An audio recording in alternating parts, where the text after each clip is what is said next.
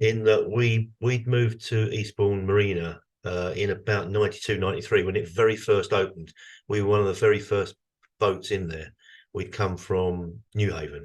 So we'd been diving off Beachy Head, but it was a bit of a stretch for our small boat to get there. So when Eastbourne opened up, it opened up a whole new area for us to explore. And we'd been there for a couple of years before we found this one.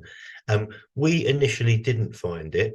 There are a couple of lads who were bricklayers for 9 months of the year, but for 3 months of the year they were fishermen. They were bass fishermen, and we used to help them out every now and again if they got bits around their prop and things like that.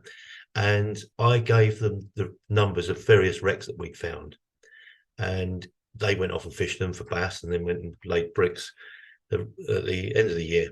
I then met them again following year, and they said, "Oh, those wrecks you gave me, two of the wrecks, we were going from one to the other, and we found another lump on the seabed, and we fished it and fished it, but it doesn't really hold a lot of fish, so we think it's a rock."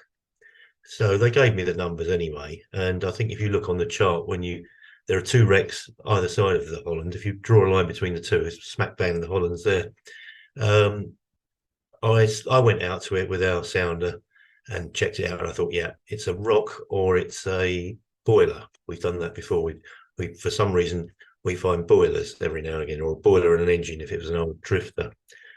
And so from the morning, it was just another lump. We'd been diving quite a few drifters and trawlers in the previous months, so this was another lump that was going to turn out to be a boiler or a drifter or an engine or something like that. But certainly it wasn't big enough to be what we would class as a trawler wreck.